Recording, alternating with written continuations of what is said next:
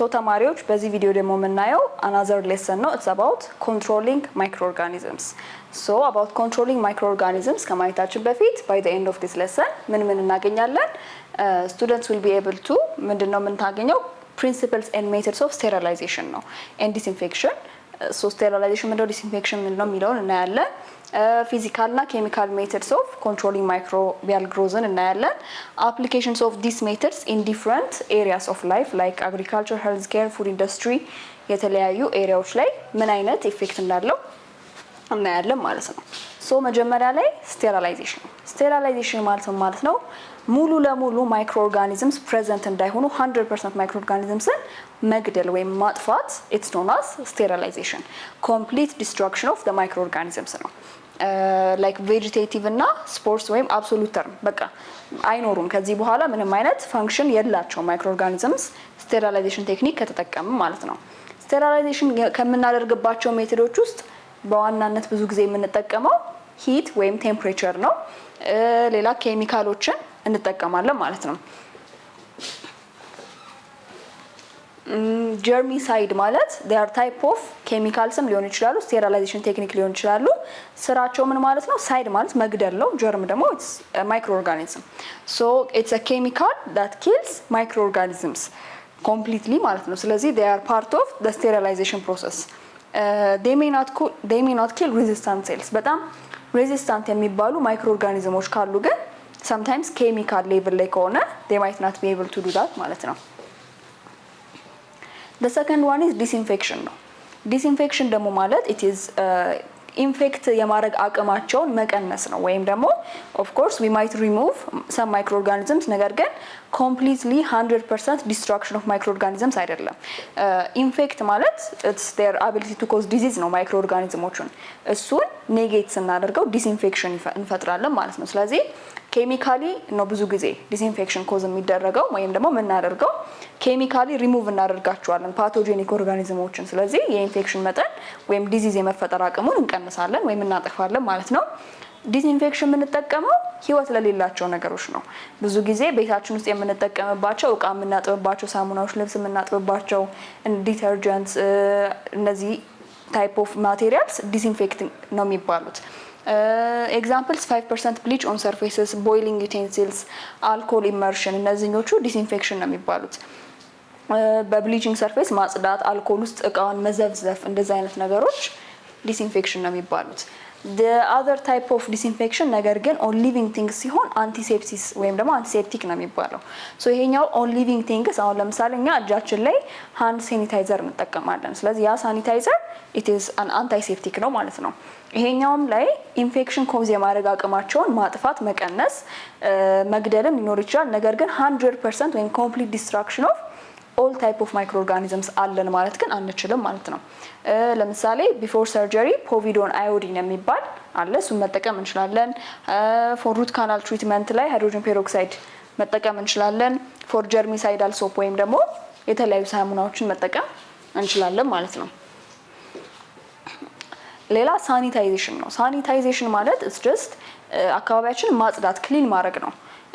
we might use mechanically remove በማድረግ ኬሚካል እና ሂት ምናምን ሳይሆን ሜካኒካሊ ቆሻሻዎችን በመጥረግ እነዚህ አይነት ፕሮሰሶች ሳኒታይዜሽን ነው የሚባለው. washing dishes, UV air sanitizers እነዚህኞቹ ሳኒታይዜሽን ነው. just በቀላሉ አካባቢያችንን ማጽዳት ነው. it doesn't necessarily include sterilization ወይም disinfection ማለት ነው. preservation ደግሞ የምንለው አንድ ነገር ለረጅም ጊዜ ሳይበከል የማቆየት አቅም it's known as preservation. prevention of the microbial spoilage of products ማለት ነው. ስለዚህ አንድ ምግብ ሊሆን ይችላል ወይም drugs ሊሆኑ ይችላሉ የተለያዩ ማቴሪያሎችን ሊኖሩ ይችላል እነሱን ምን አድርገን ነው የምንጠቀመው ለረጅም ጊዜ ለምሳሌ ቋንጣን ስንጠቀም ምንድነው የምናደርገው ጨው እናደርግበትና ሂት ወይም ደግሞ ለረጅም ጊዜ ምንም አይነት ማይክሮ ኦርጋኒዝሞች እንዳያጠቁት ማድረግ እንችላለን. that's preservation. ሌላ decontamination ነው. decontamination it's kind of type of disinfection. it's the reduction or the removal of microbes ነው. መቀነስ ነው ስራችን. decontaminate ማድረግ ማለት ሰርፌሱ ላይ ሊኖሩ የሚችሉትን ማይክሮ ኦርጋኒዝሞችን መቀነስ ወይም በማጥፋት ነው. ሶ አብዛኛውን ጊዜ የምንጠቀመው ፊዚካል ሜትድስ ነው። ፊዚካል ሜትድ ላይ የመጀመሪያው ሂት አለ፣ ከዛ ፓስቸራይዜሽን አለ፣ ከዛ ሎ ቴምፕሬቸር ስቲሚንግ ወይም ደግሞ መጠቀም እንችላለን ማለት ነው። ሂት ሜትድስ ማለት በማፍላት ሊሆን ይችላል ወይም ስቲም በማድረግ ሊሆን ይችላል። እነሱን በመጠቀም ስቴራላይዝ ልናደርግ እንችላለን ወይም ዲስኢንፌክትም ልናደርግ እንችላለን። ብዙ ጊዜ ግን ስቴራላይዜሽን ነው የሚሰራልን በዚህ። ፓስቸራይዜሽን ደግሞ ማለት ማፍላት ነው ብዙ ጊዜ። አሁን ለምሳሌ ፓስቸራይዝድ የሆነ ሚልክ ሲባል ሰምታችሁ የምታውቁ ከሆነ አብዛኛው የሚሸጠው ሚልክ ግዴታ ፓስቸራይዝድ መሆን አለበት። ምን ማለት ነው? ቦይል ተደርጎ ውስጡ ያሉት ከላሟ የተወሰዱት ማይክሮ ኦርጋኒዝሞች መሞት አለባቸው። ስለዚህ ያ ፕሮሰስ ፓስቸራይዜሽን ይባላል። ብዙ ጊዜ እነዚህን ስንጠቀም ሎ ቴምፕሬቸር ነው የምንጠቀመው ከ61 ዲግሪ ሴልሺየስ ለ30 ደቂቃ ወር 71 ዲግሪ ሴልሺየስ እስከ 15 ሰከንድ። ግዴታ 100 ዲግሪ ሴልሺየስ ላይ ሆኖ ቦይል ማድረግ አይጠበቅበትም። በሎ ሂት ብቻ ዊ ካን ፊዚካሊ ሪሙቭ ማድረግ እንችላለን ማለት ነው። ሃይ ቴምፕሬቸር ደግሞ ከሆነ ከ80 እስከ 85 ዲግሪ ሴልሺየስ ፎር ፊው ሰከንድስ ትንሽ ዲግሪ ሴልሺየሱ ከፍ ብሎ ለትንሽ ሰከንዶች ብቻ መጠቀም እንችላለን። ሌላ ኢንክሪዝድ የሆነ ፕሬሸር በመጠቀም ወይም ደግሞ ሃይፐርባሪክ በሆነ ፕሬሸር በመጠቀም ከ150 ዲግሪ ሴልሺየስ ለ2.5 ሰከንድ ወይም ሃይ ፕሬሸር በመጠቀም ማይክሮ ኦርጋኒዝሞችን መግደል እንችላለን። ለምሳሌ ሃይፐርባሪክ ኦክሲጅን ቴራፒ የሚባል ነገር አለ።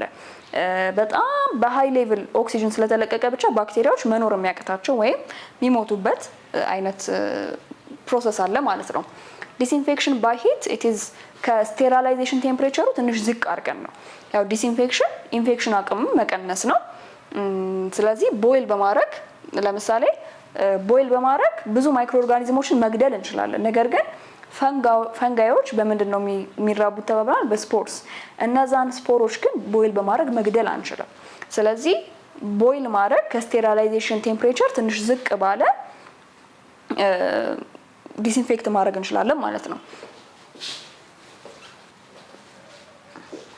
ስለ ስቴራላይዜሽን ደግሞ ስንመጣ ስቴራላይዜሽን ላይ ግዴታ ኮምፕሊት ዲስትራክሽን ኦፍ ማይክሮ ኦርጋኒዝምስ ጠቃሚም ሆኑ ኔጌቲቭም ሆኑ እነሱን ሙሉ ለሙሉ ማጥፋት መቻል አለብን።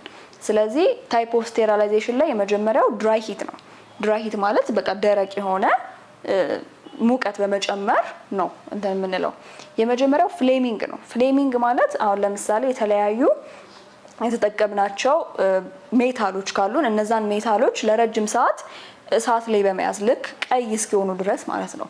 ማለትም ለመቅለጥ ለመጀመሪያ ቀይ ሆነው ከዛ ነው አይደለም የሚቀልጡት። ስለዚህ የመጀመሪያው ስቴፕ ኢዝ የነሱ ከለር መቀየር። ስለዚህ ያንን ቀይ እስኪሆኑ ድረስ ከጠበቅን በኋላ ቀይ ሆኑ ማለት ሙሉ ለሙሉ እዛ ላይ ያሉት ማይክሮ ኦርጋኒዝሞች ሞተዋል ማለት ነው። ስለዚህ ያ ፍሌሚንግ ይባላል። ሁለተኛው ኢንሰነሬሽን ነው። ኢንሰነሬሽን ማለት በአጠቃላይ የማያስፈልጉንን ወይም አንድ የተጠቀምናቸው ነገር ግን ማይክሮ ኦርጋኒዝም ሃርምፉል የሆኑ ማይክሮ ኦርጋኒዝሞች ላያቸው ላይ ሊገኙ ይችላሉ ብለን ያሰብናቸውን ማቃጠል ነው። ስለዚህ አሁን እነዚህ ኢንሰነሬሽን የሚባሉት ነገሮች ብዙ ቦታ ሆስፒታሎች ላይ እንደዚህ አይነት ቦታዎች ላይ ክሊኒኮች ላይ እናገኛቸዋለን። ምንድነው? ለምሳሌ ስሪንጆች ሊሆኑ ይችላሉ፣ አንድ የተጠቀምናቸው ግላቦች ሊሆኑ ይችላሉ፣ ሰርጂካል ግላቦች። እነዚህኞቹን ምንድነው የምናደርገው? ማቃጠል ነው። ሌላ ሆት ኤር ኦቨን የምንለው ነው። ሆት ኤር ኦቨን ማለት በቃ ደረቅ የሆነ አሁን ለምሳሌ ምግብ የምናበስልበት ኦቨን ማለት ነው። በዛ ማስቀመጥ ነው። እዛ ውስጥ ከ160 እስከ 180 ዲግሪ ሴልሺየስ ለ2 ከግማሽ ሰዓት ድረስ ካስቀመጥ ነው ስፖሮቹንም መግደል ይችላሉ ማለት ነው። ቦይል ማድረግ ለምሳሌ ዲስኢንፌክሽን ነው፣ ነገር ግን ስፖር አይገልልንም ተባብለናል። ሆት ኤር ኦቨን ላይ ግን በአጠቃላይ ስቴራላይዜሽን ስለሆነ ሙሉ ለሙሉ ያጠፋልናል ማለት ነው። ሞይስት ሂት ስቴራላይዜሽን ከሆነ ደግሞ የምንፈልገው አሁን ያየናቸው ድራይ ሂት ነው። ሞይስት ሂት ስቴራላይዜሽን ከሆነ ስቲም ይኖረዋል ማለት ነው።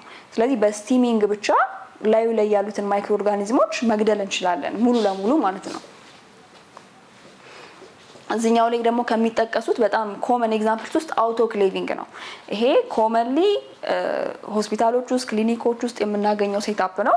ለ121 ዲግሪ ሴልሺየስ 15 ደቂቃ ኦቨር 1 አትሞስፌሪክ ፕሬሸር ልንጠቀመው እንችላለን። ወይም ደግሞ ቴምፕሬቸሩን ስንጨምረው ደቂቃውን እየቀነሰን መጠቀም እንችላለን ማለት ነው። ኢንክሉድስ ሂት አፕ እና ኩል ዳውን ታይምስ ማለትም አንዳንዴ መጨመር ወይም በመቀነስ ልናስተካክላቸው እንችላለን ማለት ነው። the other type of sterilization ደግሞ intermittent sterilization የምንለው ወይም ታንዳላይዜሽን የምንለው ነው። ይሄኛው ላይ ሂት ሴንሲቲቭ ለሆኑ አይተሞች ነው። ለምሳሌ ብረት ካልሆኑ በጣም ሂት ከጨመርንባቸው ይቀልጣሉ። ስለዚህ ያንን አቮይድ ለማድረግ ስቲም አት 100 ዲግሪ ሴልሺየስ ፎር 20 ሚኒትስ ፐር ዴይ ፎር 3 ዴይስ ድጋሚ እየደጋገመን እንደዚህ መጠቀም እንችላለን ማለት ነው። ኦኬ ሶ ቱ ኮንትሮል ማይክሮ ኦርጋኒዝምስ በዋናነት በጣም የተለያዩ ሜቶዶች አይተናል። ስቴራላይዜሽን፣ ዲስኢንፌክሽን፣ አንታይሴፕሲስ፣ ከአኒሜት ኢንአኒሜት ኦብጀክት የተለያየ አይተናል። ስቴራላይዜሽን ማለት ኮምፕሊትሊ ዲስትሮይ ማድረግ ነው። ዲስኢንፌክሽን ዲኮንታሚኔሽን ካልን ግን እንቀንሰዋለን ወይም ደግሞ ዴር አቢሊቲ ቱ ኢንፌክት አዘር ኦርጋኒዝምስን እንቀንሳለን፣ ግን ኮምፕሊት ዲስትራክሽን አይኖረንም። ሶ ሞይስት ሂት ወይም ደግሞ ድራይ ሂት ብለን ከፍለን ደግሞ በውስጣቸው ያለውን ታይፕ ኦፍ ስቴራላይዜሽን ሜትድ አይተናል። ሶ በአጠቃላይ ስለ ኮንትሮሊንግ ማይክሮ ኦርጋኒዝምስ የነበረ ሌሰን ይሄን ይመስላል። ቀጣዩ ሌሰናችን የሚሆነው ባክቴሪያል አይሶሌሽን ነው። እስከዛ ድረስ